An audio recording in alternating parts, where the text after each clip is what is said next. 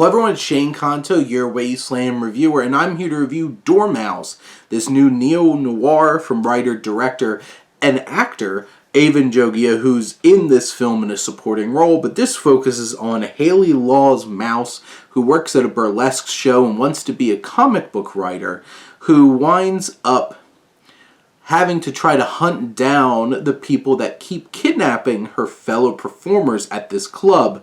And they go off into the winds. She winds up teaming up with Ugly, played by Keith Powers, who's a young man that's hanging around at the club, working there. And this club owned by Mama, played by Famke Janssen, and Eddie, who hangs around Donald Logue.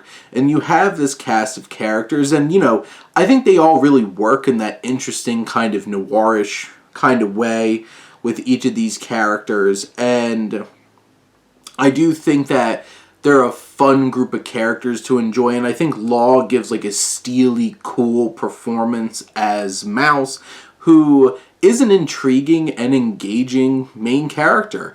The film has a lot of sleek energy to it. It has that like dark, cool, noirish feel, and it incorporates comic book motifs as the film turns to looking like a comic book at times, which I thought was very engaging and interesting.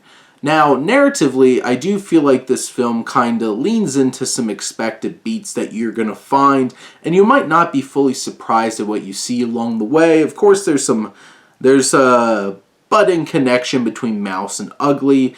You figure out like all the people behind all of this are bad, evil people, or corrupt people, or people, maybe not the worst people, but kind of falling into a bad situation, needing to do what they can to get out. It's that kind of thing, and it all fits, but it's all elevated by some great work from the actors, some great style and noirish genre feel to it.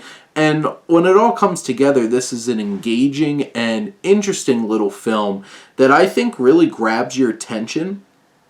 It's cool. It does take its time. It's only an hour and 37 minutes, but it does have a very methodical pace to it.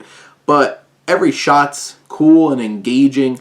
There's twists and turns along the way. There's some tension and suspense throughout the whole film, and some cool aspects that really grab your attention and keep your interest.